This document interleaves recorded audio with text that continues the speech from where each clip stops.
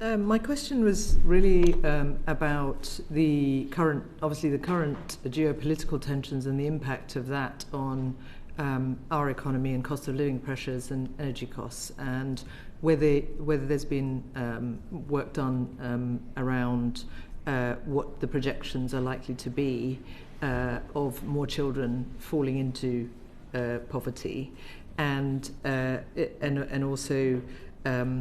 what you think, because that then, in terms of the strategy itself, we've got the very welcome numbers of children who will be lifted out of poverty, but for those who are in work, with the risk of, if this crisis isn't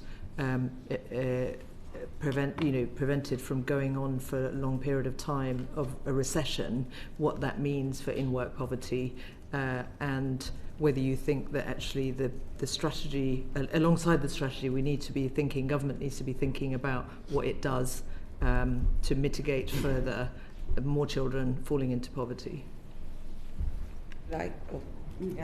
Just really quickly on that. So I think that's, I think the Resolution Foundation have done some analysis that's come out maybe just this week around, kind of modelling,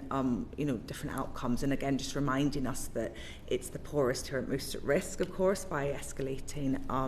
energy prices and cost of essentials, because so much more of their income it goes on those essential items. But again, it's just a reason, I think, for why that kind of engagement with lived experience is so important, because, with the work I'm doing on changing realities, we're getting diary entries in, lived experience in all the time, talking about the impact it's having already. So, the ways in which that pressure is just coming harder and harder. And, we had an example from somebody called Ronnie just at the beginning of this month, who was saying, how she feels successful when she's brought food for dinner and she still has access to the internet. And at the moment, she's got oil heating and she's having to go to Home Bargains to try and heat the house a bit before bedtime. And I think but the Home Bargains is out of stock for a week. So I think having that engagement with everyday realities is so important for understanding policy responses.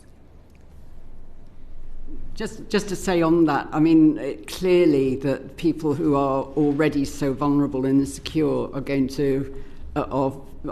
the most vulnerable and insecure in the face of what we're facing at present as a nation. And I really don't think we should be pitting their security against national security and arguing for cuts in social security spending, which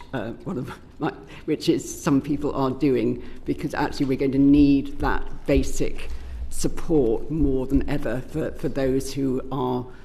already in such serious, deep poverty.